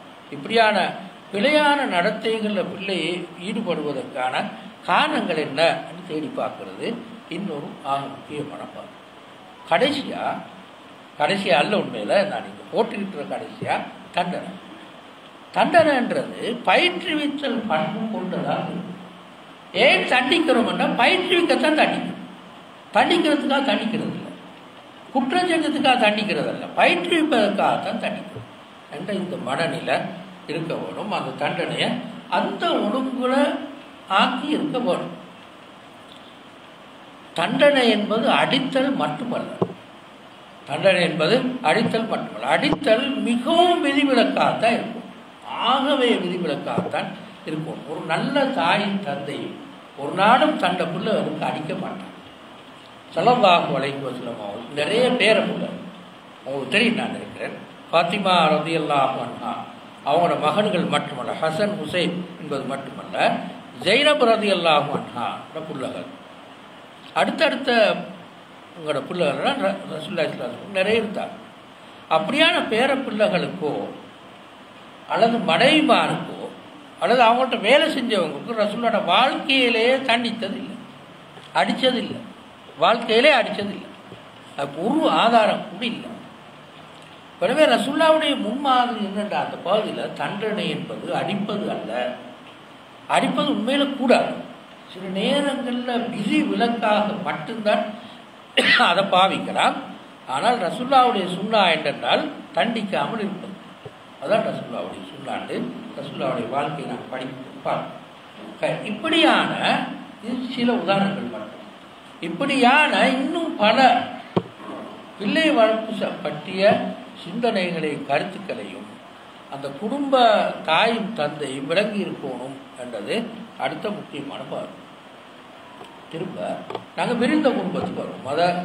சுருக்கமாக சொல்லி நாங்கள் முடிப்போமா. இதில் பொருள் என்னென்னா, நான் நேரத்தோடு சொன்ன மாதிரி இரத்த உறவு என்பதை இதில் பொருள். திருமண உறவு அல்ல, கவனம் அளிக்கணும். திருமண உறவின் காரணமாக வல்ல, இது இரத்த உறவின் காரணமாக. அப்படின்னா உம்மா பாப்பா சகோதரர்கள் பாப்பட உம்மட சகோதரர்கள் இதைத்தான் நாங்கள் இரத்த உறவுன்னு சொல்லுவோம். கல்யாணம் முடிச்சு காரணமாக உருவாக்குற மாமா மாமி இவங்க இரத்த உறவு அல்ல. குர்ஆன் சுன்னாவும் யாரை சொல்றேன்னா இரத்த உறவைத்தான் குர்ஆன் சுன்னாவும் சொல்லும். அவங்களோட நெருக்கமாக உறவோடு இருக்கிறது குர்ஆன் சுன்னாவும் சொல்லும். ஒன்று இதில் உறவு முறியாது தக்க வைத்துக் கொள்ளுதல், இதான் குர்ஆன் சுன்னாவும் கடுமையாக சொல்லும். இது சம்பந்தமான ஹதீஸ்கள் நிறைய இருக்கு. நாங்கள் இப்போ 1-2 ஹதீஸ் பின்னால் பார்ப்போம். ரெண்டாவது கருத்து என்னன்னா கூட்டு பராமரிப்பு, கூட்டு பொருளாதார பராமரிப்பு. இது ரெண்டாவது பாரு. அது எப்படி வரணும்டா, ஒன்று வாரிசு. ஒரு ஆள் மௌத்தா போனால் அவருடைய சொத்துக்கள் இந்த மாதிரி தான் பிரிஞ்சு கொடுக்கும் என்று அல்லாஹ் தஆலா சூரத்து நிசால நல்ல தெளிவாக அழகாக சொல்லி, மகனுக்கு என்ன பங்கு போகணும், பெண் பிள்ளைக்கு என்ன பங்கு போகணும், பாப்பாக்கு என்ன பங்கு போகணும், உம்மாக்கு என்ன பங்கு போகணும், சகோதரன் எப்போ பங்கு பெறுவான், சகோதரி எப்போ பங்கு பெறுவாள், அவங்களுக்கு என்னென்ன பங்குகள் போகணும், இதை குர்ஆன் சுன்னாவும் மிச்ச தெளிவாக சொல்லுது. அதைத்தான் நாங்கள் வாரிசு சொல்கிறோம். ரெண்டாவது, தேவையின் போது இந்த குடும்பத்தில் இப்போ நாங்கள் சொன்ன இந்த குடும்ப உறவு உள்ளான தேவையின் போது உதவி செய்வது, பொருளாதார ரீதியாக உதவி செய்வது கடமையாகும். சுன்னாவல்ல, கடமையாகும். அதாவது என்ன சொல்கிறோம்னா, வாப்பாட்ட இல்லைன்னு வசதி இல்லைன்னு வச்சுக்கணும், வாப்பாக்கு தேவைகளை நிறைவேற்றி கொடுப்பது மகண்ட கடமை. சுன்னாவல்ல, கட்டாயமாக நிறைவேற்றி கொடுப்போம். அதே மாதிரி உப்பா. அடுத்தது சகோதரியின் சகோதரனின் பிள்ளை, வாப்பட சகோதரர்கள், உம்மட சகோதரர், இந்த அவ்வளவு பேருக்கும் ஒருவர்கிட்ட வசதி இருந்தால், அந்த குறிப்பிட்ட ஆக்கட்ட வசதி இல்லாவிட்டால் அவங்களுக்கு உதவி செய்வது, பொருளாதார ரீதியாக உதவி செய்வது கடமை, கட்டாயமாக செய்யும். அது பிறகு ஜக்காத்து கொடுக்கும். அவங்களுக்கெல்லாம் உதவி செஞ்சுட்டு மிஞ்சினா தான் ஜக்காத்து கொடுக்கும். ஜக்காத்து கொடுக்க முந்தி இவங்களுக்கு உதவி செய்யும். உதாரணமாக எனக்கு ஒரு சகோதரர் இருக்கான்னு வச்சுக்கோங்க, அவர் சம்பாதிக்கிறார், ஆனால் அவரோட குடும்ப செலவுக்கு அது போதும். ஆனால் மாதம் அவருக்கு ஒரு என்னால் கொடுக்கலுமோ, அவருக்கு ஒரு 5000 ரூபா கொடுக்கணும்னு வச்சுக்கொள்ளுமே. அப்போ நான் வருஷத்துக்கு 60,000, ஒவ்வொரு மாதமும் 5000 அவர் தொடர்ந்து கொடுத்து வரணும். அதுவும் அவர் செலவில் உண்டாக அவர் பார்க்கணும், இப்படி தண்ட இரத்த உறவினர்களுக்கு செலவழிப்பது கடமையானது என்று குர்ஆனும் சொல்லும், சுன்னாவும் சொல்லும். நாங்கள் அது சம்பந்தமாக 1-2 ஆயத்துக்களையும் ஹதீஸ்களையும் பார்ப்போம். பாருங்க, இதோடு ஆயத் வத்தகுல்லாஹல்லதி தஸாஅலூன பிஹி வல் அர்ஹாம், எந்த அல்லாஹ்வை வைத்து உங்களுடைய விவகாரங்களை நீங்கள் பேசிக்கொள்கிறீர்களோ அந்த அல்லாஹ்வையும் இரத்த உறவினர்கள் பற்றியும் பயந்து கொள்ளுங்கள். அல்லாஹ்வை பயப்படுங்கன்னு சொல்லிட்டு இரத்த உறவை பயப்படுங்கன்னு அல்லாஹ் சொல்லி ரெண்டையும் ஒன்றுக்கு சேர்த்து நான் முன்னுக்கு சொன்னேன். உங்களுக்கு இந்த குர்ஆன் எப்பவும் நம்பிக்கை பகுதியோடு சேர்த்து உறவுகளை சொல்லும், இரத்த உறவுகளை சொல்லும், குடும்ப வாழ்க்கையை சொல்லும். அதுக்கு ஒரு உதாரணம் தான் இது. வத்தகுல்லாஹல்லதி தஸாஅலூன பிஹி வல் அர்ஹாம். ரெண்டாவது அடுத்த ஆயத்து பாருங்க, வஆத்தி தல் குர்பா ஹக்கஹு, உறவினர்களுக்கு அவர்களுக்கு சேர வேண்டிய பங்கை கொடுத்து ஹக்கன்னு சொல்ல உங்களுக்கு தெரியும். அவன்ட ஹக்குன்னு நாங்கள் சொல்லுவோம், அவருக்குரியது, அவருக்கு கட்டாயம் கொடுக்க வேண்டியது. அவரை இரத்த உறவினர்களுக்கு அவருடைய பங்கை கொடுத்து விடுங்கள், ஏழைகளுக்கும் கொடுத்து விடுங்கள், வழிபவர்களுக்கும் கொடுத்து விடுங்கள். ஒலா துபர்திர் தபதீரன், வீணாக செல்வத்தை செலவழித்து இவங்க எல்லாரையும் காசு இல்லாத ஆக்களாக, வருமானம் இல்லாத ஆக்களாக ஆக்கிவிடாதீர்கள் என்று அல்லாஹ் தஆலா இந்த ஆயத்தில் சொல்லுது. இப்போ இந்த கருத்தை சொல்கிற கடுமையான சீரியஸான ஒரு 2 ஹதீஸை நாங்கள் பார்ப்போம். இந்த பாருங்க,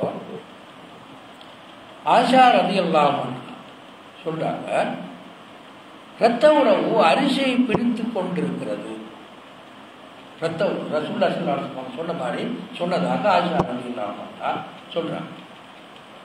ரஹீமு முஅல்லகுன் பிஅரிசிர் ரஹ்மான், இரத்த உறவு அல்லாஹ்வுடைய அரிசியை பிடித்து கொண்டிருக்கிறது.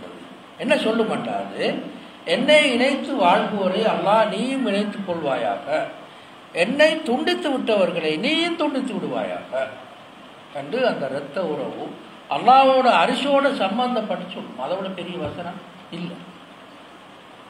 இரத்த உறவை துண்டித்தால் அல்லாஹ்வுடைய தொடர்பும் இல்லாமல் என்று இந்த ஹதீஸ் சொல்லும். திரும்ப இரத்த உறவை துண்டித்து கொண்டவன் சொர்க்கம் நுழைய மாட்டான்.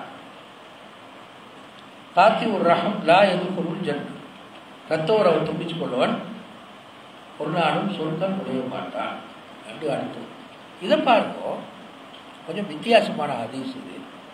அப்துல்லா இப்னு அம்ர் ரலியல்லாஹு அன்ஹு ஒரு மனுஷர் ரசூலுல்லாஹி இடத்துல வந்தார்.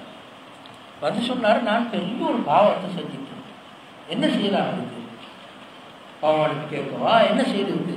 அப்போ ரசூலுல்லாஹி கேட்டாங்க, உனக்கு உம்மா இருக்கிறாவா? அவர் சொன்னார், உம்மா இல்லை. சரி, உம்மோட சகோதரி யாராவது இருக்கிறாரா? போயிருக்கு. அந்த உம்மோட சகோதரி பற்றி நீ பயன்படுச்சு பாவத்தை யாருக்கு? உம்மோட சகோதரி, உம்மை கல். இவ்வளவு தூரம் இரத்த உறவு முக்கியத்துவம் பாரு. ஒரு பெண்ணா பெரிய பாவத்தை செஞ்சால் கூட உம்மக்கு பணிவிடை செய்தால் அந்த பாவம் மன்னிக்கப்படும். உம்மா இல்லாட்டி உம்மோட சகோதரிக்கு பணிவிடை செஞ்சாலும் அந்த பாவம் மன்னிக்கப்படும். பெரியம்மா சாட்சி இவங்களுக்கு பணிவிடை செஞ்சாலும் அந்த பாவம் மன்னிக்கப்படும் என்று ஸல்லல்லாஹு அலைஹி வஸல்லம் சொன்னாங்க. திரும்ப இந்த ஹதீஸை பார்ப்போம். தாழ்ந்த கையை விட உயர்ந்த கை சிறந்தது. உனது பொறுப்பில் உள்ளவர்களை, அதாவது உள்ளவர்களான தாய், தந்தை, சகோதரி, சகோதரன், இவங்க எல்லாரையும் அடுத்தடுத்து வார நெருங்கின உறவுகள், இவங்க எல்லாருக்குமே செலவு அது செலவழி. எனவே இந்த அடிப்படையில் தான் பல இமாம்களும் பல சஹாபாக்களும் தாபி இமாம்களும் பின்னால் வந்த இமாம்களும் இரத்த உறவினர்களுக்கு செலவழிப்பது கடமை என்று சொன்னார். இரத்த உறவுகளுக்கு செலவழிப்பது கடமைன்னு சொன்னார். 2 ஷரத்து, ஒன்று என்னென்ன வசதிக்கு ஒரு செலவழிக்க, 2 அந்த குறிப்பிட்ட ஆக்கள்கிட்ட வசதி இருக்கக்கூடாது. அப்போ நான் கண்டிப்பாக அவங்களுக்கு உதவி செய்வது, பொருளாதார ரீதியாக உதவி செய்வது என்னுடைய கடமை. நாங்கள் ஒரு புத்தகம் கொண்டு வெளியிட்டிருக்கிறோம், அந்த குடும்ப பராமரிப்பு இல்லை, அந்த புத்தகம் நீங்கள் வாங்கி பார்ப்போம். நான் இப்போ சொன்ன ஹதீஸ்கள் 1-2 அது நிறைய ஹதீஸ்கள் சொல்லணும். திரும்பவும் நீண்ட சட்ட விளக்கம் ஒன்றும் இருக்குது இந்த செலவழித்தல் சம்பந்தம். குடும்ப உறவினர்களுக்கு இரத்த உறவு கொண்டவர்களுக்கு செலவழித்தல் சம்பந்தமாக ஒரு விரிந்த விளக்கம் ஒன்றும் அந்த புத்தகத்துக்கு நீங்கள் பார்க்கலாம். இது சரி சுருக்கம். இப்போ குர்ஆன் என்ன செய்துட்டா, நீங்கள் கவனமாக விளைக்கணும். என்ன தெரியுமா, குர்ஆன் என்ன செய்துட்டா, முதலாவது சின்ன குடும்பம் இருக்குது, உம்மா வாப்பா புள்ள, அந்த குடும்பத்தை பலமாக அமைக்கும். நான் ஏற்கனவே சொன்ன மாதிரி பலமாக அமைக்கும். திரும்ப என்ன செய்தால் விரிந்த குடும்பம், அந்த குடும்பத்தோடு சேர்த்து வாப்பா உம்மா புள்ளகளோடு சேர்த்து அந்த புள்ளகள வாப்பட வாப்பா, உம்மட வாப்பா, உம்மட உம்மா, வாப்பட உம்மா, திரும்ப வாப்பட சகோதரர்கள் சகோதரர்கள், இவங்க எல்லாரையும் சேர்த்து பெரிய குடும்பத்தை ஒன்றுக்கிணத்தி இந்த குடும்பத்தையும் பராமரிக்கிறது கடமைன்னு சொல்லுவோம். அப்புறமே ஒரு கூட்டு பராமரிப்பு ஒன்று குடும்பத்தில் வரும். எங்கள்கிட்ட இருக்கிற பெரிய சிக்கல் என்றால் கணவன் தான் மனைவியும் தான். கல்யாணம் முடிச்சதுக்கு பிறகு இரத்த உறவு கல்யாண உறவோட சேர்த்து கணவன் என்ன செய்யற மனைவியோட உறவோட சேர்த்து, மனைவி என்ன செய்யற கணவன் உறவோட சேர்த்து. குர்ஆன் அப்படி என்ன சொல்லுது, மனைவி கணவன் உறவு முறியவும் மேலும் முறியல்மா தலாக் சொன்னா அல்லது மூத்தா போனா முறிக்கிறது. ஆனால் வாப்பா உம்மா சகோதரன் சகோதரி எப்படி முறிக்கல, அது உறவு தான் தொடர்ந்து பெறும். குர்ஆன் சொல்ற என்னென்றால் இந்த இரத்த உறவை பேணுவது மிகப்பெரிய கடமை. இதுதான் குர்ஆனும் ஹதீஸும் எங்களுக்கு சொல்லும். இந்த அளவு தூரத்துக்கு அது போகும். தனட்டிக்கிற செல்வத்தையும் இரத்த உறவுக்கு செலவழிக்கிறத கடமையாக்குற அளவுக்கு குர்ஆன் சொன்னால் இப்போ கடைசி பகுதி இன்னொரு 5-10 நிமிஷத்தில் முடிப்போம், பேச்சுதான். விவாக முறிவு நினைக்கிறவங்களும் தெரியும். விவாக முறிவு அடிப்படையில் 3 காரணம். ஒன்று கணவன் தலாக் சொல்றது, கணவன் தலாக் சொல்றது. 2 ஹுல், மனைவி நான் பிரிந்து போக விருப்பம் சொல்லி இந்த கணவனோட எனக்கு வாழையெல்லாம் இந்த மாதிரி பிரச்சனை சொல்லி அவ கோருது, நான் பிரிஞ்சு போகிறத மனைவி கோருது. இது 2. 3 கோட்டை பிரித்து வைக்கிறது, காதி கோட் பிரித்து வைக்கிறது. பல காரணங்களால், உதாரணமாக கணவன் செலவு கொடுக்குறாங்க, அல்லது கணவன் வீட்டுக்கு போனது தொடர்பே இல்லை, அப்படியே அழுப்பு வாராரு, இந்த காரணம். இப்படி பல்வேறு காரணங்களால் கோட் பிரித்து வைக்கிறது, காதி கோட் பிரித்து வைக்கிறது. 3 மாதிரி வருது. இப்போ நாங்கள் சொல்கிறோம் பொதுவாக எப்படி பிரிஞ்சாலும் சரி, எப்படி பிரிஞ்சாலும் சரி, அதுதான் நாங்கள் விவாதம் புரிவு. குர்ஆன்ல சுன்னால வசனங்களை நாங்கள் ஓடி பார்த்தா அது எப்படி இருக்குதா, மிகவும் நிர்பந்த நிலையில் தான் தவிர்க்கவே முடியாத போதுதான் விவாகரத்து நடக்கும். மிகவும் சின்ன அற்ப காரணங்களுக்கு விவாகரத்து நடக்கக்கூடாது என்றது குர்ஆனுடைய சுன்னாவுடைய கருத்து. இன்னொரு மாதிரி சொல்லுங்க, அடிப்படையில் விவாகரத்து கூடாதது, நிர்பந்தத்தின் போது மட்டும்தான் அது அனுமதிக்கப்படும். அடிப்படையில் விவாகரத்து கூடாது. உதாரணமாக ஒருவர் சரியான நியாயமின்றி விவாகரத்து செய்தால், தலாக் சொன்னால் அவர் குற்றவாளி, அல்லாஹ்விடத்தில் தண்டிக்கப்பட வேண்டிய குற்றவாளி. அதே மாதிரி மனைவி நியாயமான காரணமின்றி நான் கணவருக்கு மட்டும் பிரிஞ்சு வாழ போறேன் கோர்ட்டில் போய் சொன்னால் அப்போ மனைவி குற்றவாளி. எனவே அடிப்படையில் விவாக முறிவு ஒரு தண்டனைக்குரிய குற்றம் என்றது அல்லாஹ்வும் ரசூலும் சொன்னோம்.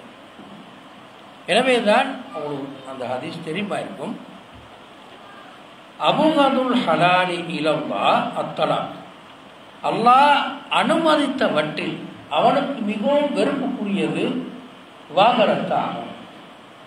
அல்லாஹ் என்ன சொல்ல வரட்டா, உண்மையில எனக்கு இந்த தலாக்க அனுமதிக்க விருப்பம் இல்லை, ஆனால் நிர்பந்த சூழல்கள் இருக்குது, அதனால தான் நான் இதை அனுமதித்திருக்கிறேன். இது அல்லாஹ் தஆலா சொல்லுவாங்க. இது முதலாவது விஷயம். திரும்ப இந்த கருத்தை விளங்கப்படுத்துகிற ஒரு ஆயத்தை நான் உங்களுக்கு கொஞ்சம் லேசாக விளங்கப்படுத்துகிறேன். இந்த ஆயத்தை பாருங்கள், சூரத்து தலாக் இந்த சூறால 1வது வசனம். குர்ஆன் என்ன சொல்லுதுன்னா, ஃபதல்லிகுஹுன்ன லிஇத்தத்திஹின்ன, பெண்களை தலாக் சொல்லும் போது இதா இருக்கக்கூடிய வகையில் தலாக் சொல்லுங்கள். அப்படி என்ன கருத்து? அதை ரசூலுல்லாஹி ஸல்லல்லாஹு அலைஹி வஸல்லம் எப்படி விளங்கப்படுத்தினாங்கன்னா, தலாக் சொல்லும் போது 1வது ஷர்த்து அந்த பெண் மாதவிடாய் இல்லாமல் இருக்கிறாரா என்று பார்த்துக்கொள்ளும். அதை கவனித்து தான் தலாக் சொல்லணும். இது 1வது கருத்து.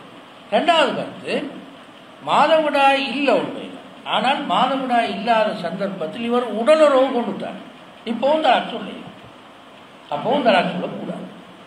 இந்த 2ஐயும் கவனித்து தான் தலாக் சொல்லணும் என்றதுதான் தல்லிக்குஹுன்ன லிஇத்தத்திஹின்ன, அவருடைய இத்தாவை கவனத்தில் கொண்டு தலாக் சொல்லுங்கள் என்ற கருத்தாக தான் என்று ரசூலுல்லாஹி ஸல்லல்லாஹு அலைஹி வஸல்லம் சொல்றார். எனவே ஒருவர் பெண் துப்புரவு இல்லாத காலத்தில் ஹைலோடு இருக்கும்போது தலாக் சொன்னால் ஹராமான தலாக், ஹராமான வேலை. அதே மாதிரி துப்புரவாக இருக்கும் காலத்தில் உடலுறவு கொண்டு தலாக் சொன்னால் அதுவும் ஹராமான வேலை என்றது இமாம்கள்ட்ட ஏகோபித்த கருத்து வேறுபாடு. ஏன்னா ஹதீஸ் தாயத்துக்கு ரசூலுல்லாஹி ஸல்லல்லாஹு அலைஹி வஸல்லம் விளங்கப்படுத்தினார் ஹதீஸ் அது. எனவே இதை கட்டாய கவனத்துக்கு. ஆனால் அந்த சந்தர்ப்பத்தில் தலாக் சொன்னால் நிறைவேறுமா இல்லாத 2வது. அப்படி சொல்லுவது எல்லா இமாம்களோட கருத்துப்படியும் தலாக்குன் பித்இ, ஒரு பித்அத்து தலாக், அது ஒரு பித்அ செயல், அது சுன்னாவுக்கு உட்பட்டதல்ல என்றது எல்லா இமாம்களுடையும் கருத்து. எனவே கட்டாயமாக அதை கவனத்தில் கொண்டு வரும். இப்போ குர்ஆன் என்ன சொல்லுங்களா, சரி அப்படித்தான் தலாக் சொன்னான்னு வச்சுக்கணும், எல்லாத்தையும் கவனத்து தலாக் சொன்னார், நாங்கள் சொன்ன எல்லாத்தையும் கவனித்து தலாக் சொன்னால் லா துஹ்ரிஜூஹுன்ன மின் புயூத்திஹின்ன வலா யஹ்ருஜ்ன. அந்த பெண்கள் தலாக் சொன்னதன் பிறகு அவர்களை வீட்டை விட்டு வெளியேற்றக்கூடாது. வீட்டை விட்டு வெளியேற்றக்கூடாது. அவர்களும் அந்த பெண்களும் வீட்டை விட்டு வெளியேறி போகக்கூடாது. தலாக் சொன்னால் பெண்கள் வீட்டை விட்டு வெளியேற்றப்படக்கூடாது. ஆண் நான் ஒன்று தலாக் பண்ண ஓன் வீட்டுக்கு போயிட்டு வளர்க்கக்கூடாது. அதே மாதிரி அந்த கணவனும் என்ன செய்யக்கூடாது என்றால் மனைவியோட வாடாமல் விலகி எங்கேயாலும் போயிடக்கூடாது. மனைவியோட இருக்கும் தலாக் சொல்லிட்டு. இது குர்ஆன் 2 ஆகும். ஆனால் எங்களை சமூகத்தில் தலாக் சொன்னால் ஆடை காணும், விட்டுட்டு வயிற்று போயிடுவா, கணவன் போயிடுவா. அப்படி இருக்கக்கூடாதுன்னு இந்த ஆயுதம். லா துஹ்ரிஜூஹுன்ன வலா யஹ்ருஜ்ன. பெண்ணும் வெளியேறக்கூடாது, ஆண் அவனை வெளியேற்றவும் கூடாது. இது அடுத்த முக்கியமான விஷயம். தலாக் சொல்லும்போது ஒரு முறையான தலாக் சொல்லுவோம். தலாக் சொன்னால் 3 முறை சொல்கிறதில்ல, ஒரே ஒரு முறை தலாக். ஏற்கனவே சொன்ன மாதிரி அந்த பெண் ஹைல் இல்லையான்னு பார்த்து தான் தலாக் சொல்லும். ஹைல் இல்லாத நிலையில் உடலுறவு கொள்ளலன்னு இருந்தால் தான் தலாக் சொல்லும். அப்படி தலாக் சொன்னால் வீட்டை விட்டு வெளியேறக்கூடாது. 2 பேரும் ஒரு வீட்டில் வாழும். ஏன்னா இப்போவும் மனைவி ஒரு முறை தலாக் சொன்னால் மனைவி அல்ல, அவள் மனைவி. இப்போ மனைவி அல்லன்ற நிலைக்கு வரமாட்டாள் மனைவி. எனவே 2 பேரும் ஒரு வீட்டில் வாழும். இந்த ஆயத்து திரும்ப குர்ஆன் என்ன சொல்லுன்னா, இல்லா யதீன பிஃபாஹிஷத்தின் முபைன். ஒரு மிகவும் தெளிவான ஆதாரம் உள்ள ஒரு பாவம் செஞ்சால் மட்டும்தான் மனைவி வீட்டுக்கு போகும். இல்லாட்டி வீட்டிலே தான் இருக்கும். 2 பேரும் ஒரு வீட்டிலே தான் இருக்கும். திரும்ப குர்ஆன் சொல்லுது என்னன்னா, யார்தான் கவனிப்போம். ஒரு தில்க ஹுதூதுல்லாஹ், மேலே சொன்னது அல்லாஹ்வுடைய வரையறைகள் ஆகும். எப்படி தலாக் சொன்னது நான் சொன்னேன். அதுவும் வீட்டு விட்டு நீயும் வெளியே, பெண் வெளியேறக்கூடாது, ஆண் வெளியேறக்கூடாது, 2 பேரும் ஒரே வீட்டான் இருக்கணும் என்பதும் அல்லாஹ்வுடைய வரையறைகள் ஆகும். திரும்ப ஒமன் எத்தஹத்த ஹுதூதல்லாஹ், அல்லாஹ்வுடைய இந்த வரையறைகளை யார் மீறுகிறாரோ ஃபக்கத் லலம நஃப்ஸஹு, அவர் தனக்குத்தானே அநியாயம் செய்து கொண்டார். எனவே இது அல்லாஹ் வரையறுத்தவை. இது அல்லாஹ்வுடைய வரையறை. இந்த வரையறையை ஆணோ பெண்ணோ மீறக்கூடாது. மீறினா அவர் அவருக்கே அநியாயம் செய்து மாறும். திரும்ப அல்லாஹ் அடுத்து சொல்றது தான் முக்கியமான விஷயம். லா தத்ரி லஅல்லாஹ யுஹ்திஸு பஅத ஸாலிக அம்ரன். உனக்கு தெரியாது, அல்லாஹ் சில நேரங்கள்ல வேறொரு நிகழ்வு உருவாக்கி விடக்கூடும். அப்படின்னா ஒரு முறை தலாக் சொன்னால் பெண் மனைவியாக இருப்பாங்க. அப்படித்தானே மனைவி என்று அந்த சொல்லிட்டு நீங்க மனைவி. இப்போ 2 பேரும் ஒரே வீட்டில் இருந்தால் வெளியேறி போக்காம சில நேரங்களில் சரி வந்துடும் நிலைமை. அந்த தலாக் 2 பேருமே விரும்பி தலாக்க வாபஸ் வாங்கிடுவாங்க. 2 பேரும் ஒரே வீட்டில் இருந்தாங்க. ஒரே வீட்டில் இருந்து வேறொரு நிகழ்ச்சி ஒன்று, அல்லாஹ் தான் நீங்கள் சொல்கிறாங்க, ஒரு புதிய ஒரு நிகழ்ச்சி ஒன்று நடந்தால் நிலைமை மாறிடும். உதாரணமாக தலாக் சொல்லியாட்டு 2 பேரும் வீட்டில் இருக்கிறாங்க. சொந்தக்காராக்கள் 2 பேர் வராங்க வீட்டுக்கு. காட்டிக்கொள்ள மாட்டாங்க தலாக் சொன்ன மாதிரி. அவருக்கு ஏதாவது பேசவும் வந்துடும். இப்போ மனைவி தான் ஆக்கி கொடுக்கணும், டீ கொடுக்கணும், எல்லாம் அவன் தான் செய்யும். 2 பேரும் வெளியேறி போகிறதில்ல. இது அப்படியே தொடர்ந்து போனால் இதா இருக்கணுமே. இதா எவ்வளோ காலம்? 3 துப்புரவான காலம். ஹைலுக்கு இடையில வர 2 ஹைலுக்கு இடையில வர 3 துப்புரவான காலம். 3 துப்புரவான காலத்துக்கு இப்படியே இருக்கணும் வீட்டிலே. அப்போ கட்டாயம் நிலைமை மாறி 2 பேரும் சேர்றதுக்கு சந்தர்ப்பம். அதனால தான் அல்லாஹ் சொல்றான், நீங்க வெளியே போவாங்க 2 பேரும் ஒரே வீட்டில். திரும்ப அல்லாஹ் அதை போதாமின்னு சொல்றது அல்லாஹ்வுடைய வரையறை கட்டாயம் கேட்கும். மீறி போவாங்க சரியா? முதலாம் வசனத்துல சூரத் தலாக் இவ்வளவு விஷயங்கள் மீறி. ஆனால் சமூகத்துல நடைமுறை இல்லை. இல்லையா? தலாக் சொன்னா வைஃப் எங்கேயோ, ஹஸ்பண்ட் வேறு ஒரு வீட்லையும் விட்டு. தலாக் சொல்லும் போது இதை கவனிக்கிறது இல்லை. வைஃப் ஹைலோடு இருக்கிறாவா இல்லையான்னு கவனிக்கிறது. சும்மா தலாக் எப்போ வாழ்க்கை தலாக். அதான் எங்கள்கிட்ட சமூக நடைமுறை. ஆனால் எல்லா இமாம்கள கருத்துப்படியும் இந்த ஆயத்தின் படியும் இந்த ஆயத்துக்கு ரசூலுல்லாஹி ஸல்லல்லாஹு அலைஹி வஸல்லம் சொன்ன விளக்கத்தின் படியும் ஒரு பெண்ணை அவரோட மாதவிடாய் காலத்தில் தலாக் சொல்லக்கூடாது. மாதவிடாய் நீங்கி துப்புரவாக இருக்கிற காலத்தில் உடலுறவு கொண்டாலும் தலாக் சொல்லக்கூடாது. உறுதிப்படுத்தணும். அவன் கர்ப்பவதி ஆயிட்டான்னு உறுதிப்படுத்தினா இப்போ தலாக் சொல்லணும். உறுதிப்படுத்த பெரும்பாலும் ஒரு மாதம் போகும்.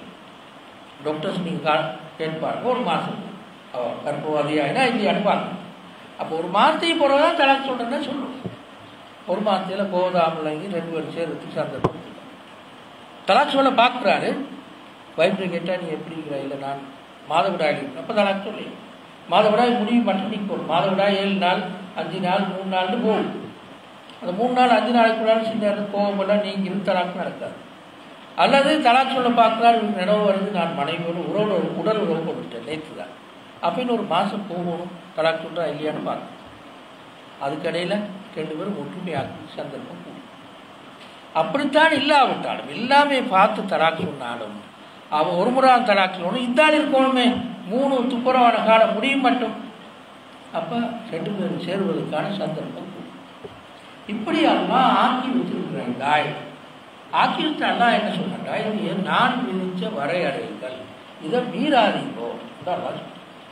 நீங்கள் இந்த வசனத்தில் பாருங்கோ, அல்லாஹ்ன்ற சொல் எத்தனை முறை முதலாவது அல்லாஹ்வுத்தாலா நீங்கள் பெண்களை தலாக் சொல்லும் போது இதாவை கவனத்தில் கொண்டு தலாக் சொல்லுங்கள் என்று சொல்லிட்டு ஒத்தக்குள்ளாக ரப்பக்கும் உங்களுடைய இரட்சகனாகிய அல்லாஹ்வை பயந்து கொள்ளுங்கள். திரும்ப அது ஒரு முறை அல்லாஹ் சொல்லு. ஒத்திருக்க ஹுதூதுல்லாஹ் அவை அல்லாஹ்வுடைய வரையறைகளாகும். 2வது அல்லாஹ். 3வது ஒமன் யத்தஹத்த ஹுதூதல்லாஹ் யார் அல்லாஹ்வுடைய வரையறைகளை மீறுகிறாரோ 3வது முறை அல்லாஹ்.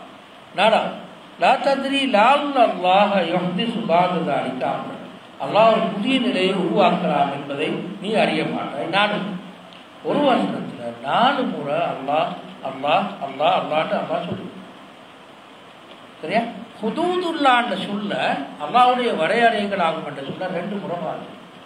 தில்க ஹுதூதுல்லாஹ் ஒமன் யத்தஹத்த ஹுதூதல்லாஹ் அல்லாஹ் 2 முறை பாருங்க. சரியா? இப்படி இந்த ஆயத்து தலாக் என்று சொல்றதை மிச்சம் கவனமாக எப்படி நடைமுறையில் கொண்டு வரணும் சொல்லி மேலே ரொம்ப கஷ்டம் அடுத்த கடைசி தூரம் மட்டும் சொல்லி நான் முடிச்சுடுவேன். இது பாருங்க, இதே சூறாக இந்த சூறா இந்த சூரத் தலாக்கில் என்ன இருக்குன்றால் தலாக்கோடு சம்பந்தப்பட்ட ஒரு 4 அல்லது 5 வசனம் வருது. அது பிறகு இந்த வசனம் வருது. எப்படி வருதுன்னா ஒரு சொல்லி எத்தனையோ பிரதேசங்கள் அல்லாஹ்வுடைய கட்டளைக்கும் அவனுடைய தூதர்களுடைய கட்டளைக்கும் மாறு செய்தன. அப்போ அல்லாஹ் தஆலா அவர்களை கடுமையாக விசாரித்து கடுமையாக தண்டித்தார். எதிர்ப்புறம் வருது தலாக்கோடு சம்பந்தப்பட்ட சட்டங்களுக்கு போடும். அல்லாஹ் எங்கே சொன்னவாறு என்றால் ஒரு சமூக அடிமுப்பு தலாக் சீராகவும் ஒழுங்காகவும் நடைமுறை இல்லாமல் இருப்பது காரணமாக என்றுதான் அல்லாஹ் தஆலா இந்த ஆயத்தினூடாக மிகவும் தெளிவாக சொல்கிறார். இதுக்கு மேலே நாங்கள் போகலாம் 9:15 ஆயிடுது. உங்களுக்கு போனால் எங்களுக்கு கொண்டு போக கஷ்டம். நான் அப்போ இதோட முடிக்கிறேன். இதுக்கு நீங்கள் ஒரு பொது உண்மைகளை வழங்கியிருக்கிறேன். முழு குடும்ப அமைப்புன்ற முழு கருத்தை திரும்ப அந்த குடும்ப அமைப்பு உடைவதை எப்படி இஸ்லாம் மிகவும் கடுமையாக பார்க்குறதுன்னு சொல்லிட்டு நீங்கள் விளங்கியிருக்காங்க. இன்னொரு பாகத்தில் இதில் இருக்கிற என்னென்றால் தலாக் நிகழ்ந்தாலும் கணவன் மரணித்தாலும் பிள்ளை பராமரிப்பு உள்ளத்தை எப்படி பார்க்கணும்.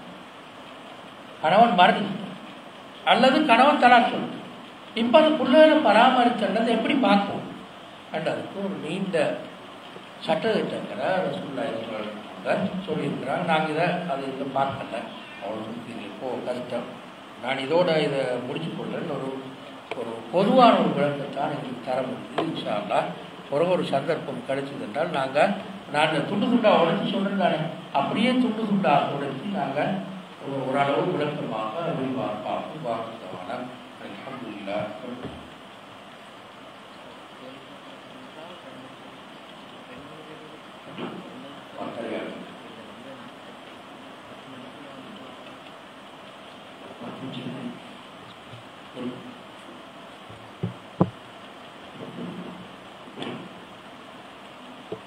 அஸ்ஸலாமு அலைக்கும் வரஹ்மத்துல்லாஹி